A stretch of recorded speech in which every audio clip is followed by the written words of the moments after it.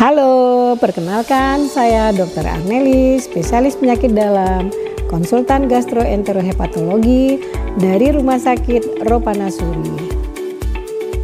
Halo sahabat Ropanasuri, dalam rangka Hari Hepatitis Sedunia, yuk kita kenali hepatitis dan kita cegah hepatitis bersama. Hepatitis adalah suatu peradangan hati yang bisa disebabkan oleh berbagai macam penyebab. Nah, diantaranya adalah virus hepatitis B. Kemudian juga bisa obat-obatan, bisa juga parasit, bisa juga yang lain, ya, alkohol, lemak dan sebagainya. Dan penyebab yang terbanyak yang sering kita temui adalah virus hepatitis. Nah, virus hepatitis ini ada virus yang jenisnya A, B, C, D, E, ya. Nah, virus ini punya karakter bermacam-macam, ya. Ada yang ditularkan lewat makanan, ada yang ditularkan lewat darah atau cairan tubuh. Nah, yang lewat makanan biasanya adalah hepatitis A dan hepatitis E. Sementara hepatitis B, hepatitis C, dan hepatitis D itu ditularkan lewat darah atau cairan tubuh. Ya, kalau hepatitis A, hepatitis E dia bisa sembuh sempurna. Ya, pada umumnya orang yang tertular dengan virus hepatitis A atau E dia bisa sembuh seperti sedia kala. Tetapi kalau virus hepatitis B, hepatitis C, nah ini yang sering menyebabkan masalah di dunia. Dia sering menyebabkan hepatitis kronis. Nah, apa itu hepatitis kronis? Ya, apabila virus hepatitis itu di dalam tubuh kita sudah bertahan lebih dari 6 bulan. Nah, untuk hepatitis kronis ini, ya, nanti dia bisa bertahan stabil di dalam tubuh kita tanpa merusak, tetapi bisa juga merusak tubuh kita, ya, terutama hati, dan ini bisa menyebabkan penyakit kanker hati dan sirosis hati, ya, atau pengerasan hati. Nah, ini yang paling banyak masalah yang kita hadapi, ya. Nah, tadi sudah kita terangkan bagaimana cara penularannya, ya. Nah, cara penularan itu yang hepatitis B, hepatitis C ini bisa lewat darah dan cairan tubuh, ya. Nah, contohnya adalah, ya, melalui hubungan seksual, ya, memberikan darah. Orang yang terinfeksi dengan hepatitis B dan C itu tidak boleh ditransfusikan, ya, karena darah yang tercemar dengan hepatitis B dan C kalau kita berikan kepada orang lain, tentu nanti orang lain juga akan tertular dengan virus hepatitis B dan hepatitis C, ya. Kemudian bagaimana lagi caranya, ya? Bisa tertusuk jarum suntik, ya, dari pasien, ya, bekas jarum suntik dari pasien yang mengandung virus hepatitis B, virus hepatitis C. Nah, kemudian dipakai ke orang lain. Nah, ini juga bisa menularkan kepada orang lain, ya. Nah, contohnya ini, ya, orang bikin tato, ya, bikin tato di tubuhnya kan pakai jarum-jarum tuh. Nah, jarum-jarum ini sebetulnya nggak boleh dipakai lagi ke orang lain. Jadi cukup pasien itu saja. Jadi jangan digunakan ke orang lain. Kemudian juga contohnya orang yang memakai narkoba suntik, ya. Nah, orang yang memakai narkoba suntik, nah itu juga ya kan dipakai jarum-jarum suntik itu. Nah, sering dipakai bersama oleh satu kelompoknya. Habis disuntikkan ke temannya diminta, ya, jarumnya itu juga pakai lagi ke orang lain, ya. Nah, ini juga bisa. Kemudian juga ada yang tindik gitu, ya. Ada yang namanya piercing, ya, macam-macam lah ini, ya. Nah, itu juga bisa menularkan ke orang lain. Nah, ada beberapa orang yang berisiko untuk mendapatkan hepatitis B, ya. Nah, contohnya adalah anak yang lahir dari ibu atau orang tuanya menderita hepatitis B, ya. Nah, jadi ibu yang hamil menderita hepatitis B, nah kemudian anaknya juga bisa terkena, ya.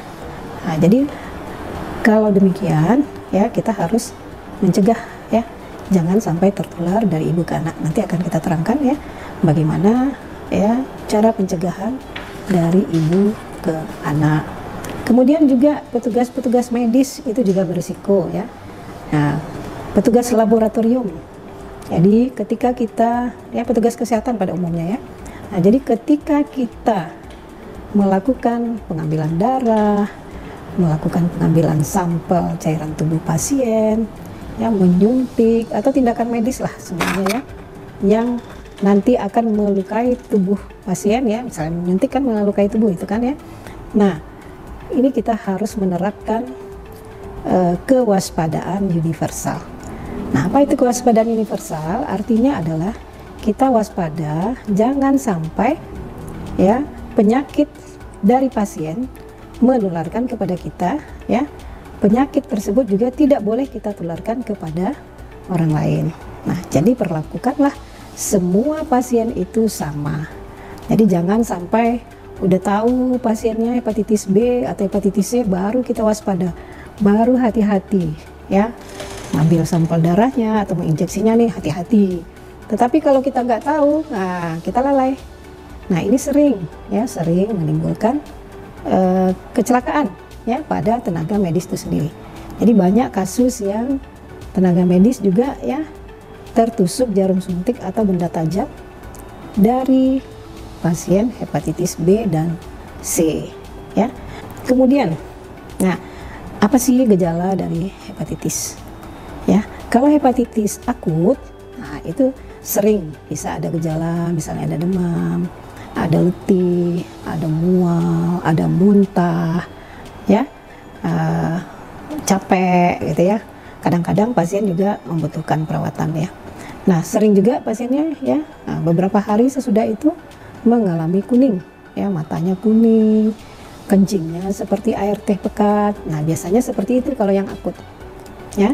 Nah biasanya yang akut sering sembuh sempurna ya, tetapi hati-hati dengan hepatitis B akut atau hepatitis C akut. Kita harus monitoring, jangan sesudah gejalanya hilang kita anggap infeksinya selesai ya. Kita harus monitor ya, monitor lagi ya, 6 bulan ke depan cek lagi tuh HbA1c-nya ya, atau anti-HCV-nya positif atau enggak ya. Nah, kan tadi sudah dikatakan bahwa hepatitis kronis adalah apabila virus itu bertahan di dalam tubuh seseorang lebih dari 6 bulan ya. Yang kronik inilah yang menimbulkan masalah yang nantinya bisa berlanjut menjadi sirosis hati atau pengerasan hati, dan bisa juga berlanjut menjadi kanker hati atau bahkan bisa juga gagal hati ya. Nah, yang diakhiri dengan nanti bisa meninggal pasiennya ya. Nah jadi demikian ya. Nah jadi kalau sudah mendapat sirosis atau sudah mendapat kanker hati ya, sebetulnya kita sudah terlambat ya. Nah bagaimana caranya supaya jangan jatuh ke dalam kanker hati atau sirosis tadi?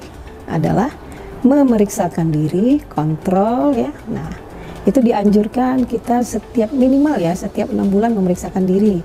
Periksalah enzim dari hati kita, periksalah USG hati kita, periksalah fibrosisnya atau tingkat kekakuan hati kita ya.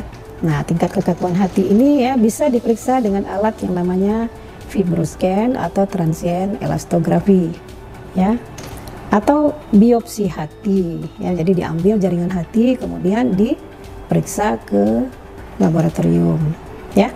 Nah di situ nanti dokter akan mengevaluasi apakah kita butuh obat antivirus atau tidak ya. Nah juga diperiksa kapan perlu ya, diperiksa lanjutannya ya, namanya HBV-DNA, HCV-RNA.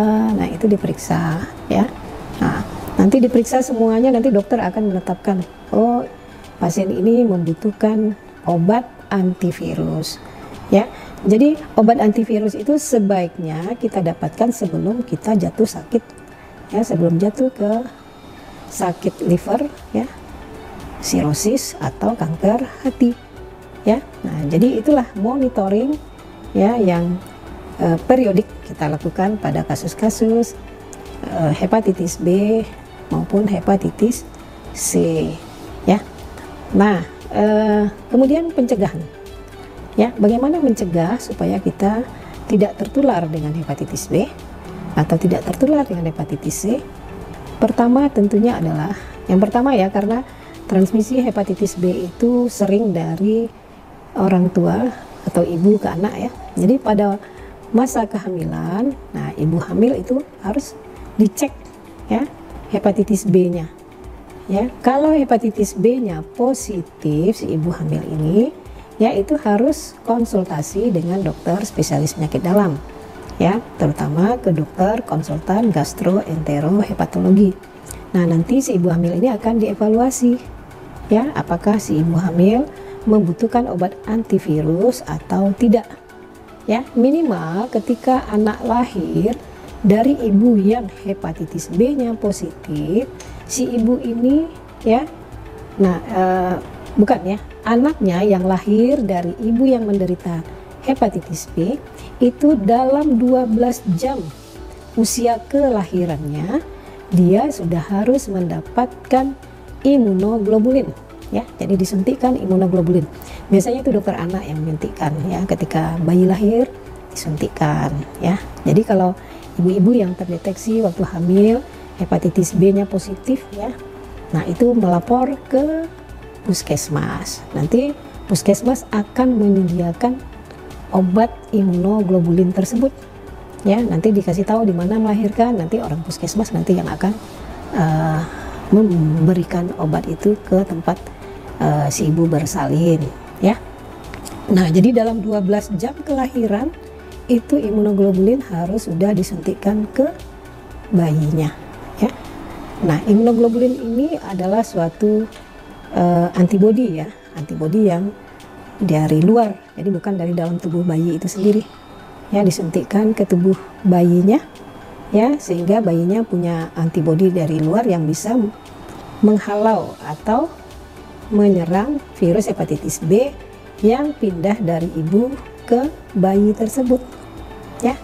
Nah, supaya bayinya punya antibodi sendiri ya, karena imunoglobulin itu hanya bertahan sebentar di dalam tubuh bayi, paling juga sekitar 2 bulan ya, kemudian dia sudah tidak sudah hilang ya, atau sudah tidak efektif lagi dia untuk melindungi si bayi ya. Makanya ketika bayi lahir itu dia disuntik dengan imunoglobulin, langsung diberikan vaksinasi hepatitis B yang pertama atau yang kita sebut dengan HB0 ya. Kemudian dilanjutkan dengan HB1, HB2, HB3. Jadi 4 kali bayi ya. Nanti ibu konsultasi dengan dokter anak ya. Nah, kapan saatnya divaksinasi bayinya ya, jangan sampai bayinya ya, ibu-ibu sering tuh lupa ya kalau vaksinasi hepatitis B pada bayi itu 4 kali ya. Nah, jadi dia sesudah dapat ketika bayi lahir itu harus dilanjutkan bulan berikutnya ya, jangan lupa ya ibu-ibu ya, kalau enggak nanti usaha ibu untuk melindungi bayi dari hepatitis B nanti tidak maksimal ya. Nah, kemudian ya untuk tenaga kesehatan ya, untuk tenaga kesehatan ya, bekerjalah secara hati-hati ya. Tadi yang saya terapkan, yang kita katakan tadi adalah bahwa kita harus bekerja ya, menerapkan prinsip kewaspadaan universal. Artinya di sini jangan pilih-pilih pasien ya. Kalau tahu pasien hepatitis B, hepatitis C baru kita waspada. Tapi kalau tidak tahu ya, kalau tidak ada kita tahu, ketika kita tertusuk ya, tentu harus diperiksa. Pasiennya diperiksa, kita juga diperiksa. Nah, di situ ketahuan ternyata misalnya pasiennya hepatitis B. Nah, kita juga harus mendapatkan ya perlindungan ya. Nah, tapi yang paling penting adalah kita harus bekerja secara menerapkan kewaspadaan universal. Terus kalau juga terjadi kecelakaan kerja ya, misalnya nih tenaga kesehatan ya sudah hati-hati tetap juga tertusuk ya, nah itu namanya kecelakaan ya. Nah, bagi yang seperti itu ya, si tenaga kesehatan harus kita lindungi dengan imunoglobulin seperti bayi tadi. Bayi sebelum usia 12 jam sudah mendapatkan imunoglobulin. Kalau yang tertusuk ya, tenaga kesehatan atau orang dewasa, kita masih punya waktu 7 kali 24 jam ya. Nah, demikian. Kemudian ya, untuk remaja-remaja ya, atau untuk yang gaul gitu ya, janganlah melakukan ya, tato kepada badannya ya. Jadi jangan menyakiti diri sendiri ya, nanti kita tertular dari jarum suntik ya. Jangan menggunakan narkoba suntik, jangan melakukan hubungan seksual di luar nikah ya. Nah, jadi kalau seperti itu kan nanti kita kalau tertular kan kita juga yang merasakan akibatnya. Kemudian sekarang ya, nah ini juga ya, orang yang mau menikah juga di screening nih hepatitis B ya. Nah, jadi nanti di konseling ya, yang mau menikah hepatitis B, sebaiknya kalau pasangan kita ya terdeteksi hepatitis B, kita mau menikah, sebaiknya ya kita memeriksakan diri juga ya, diperiksa antibodi ada atau enggak dalam badan kita ya. Kalau kita negatif, tentu periksa antibodi. Kalau tidak ada antibodi, kita lakukan vaksinasi dulu, vaksinasi hepatitis B sebelum kita menikah, itu yang lebih baik ya. Nah, mungkin itu ya tips kita mencegah jangan sampai kita tertular dengan virus hepatitis B. Sama sebetulnya dengan hepatitis C ya, cuman hepatitis C belum ada vaksinnya. Oke, mungkin itu saja dari saya. Terima kasih. Assalamualaikum warahmatullahi wabarakatuh. Salam sehat semuanya. Ayo kita berantas hepatitis B bersama-sama ya. Oke.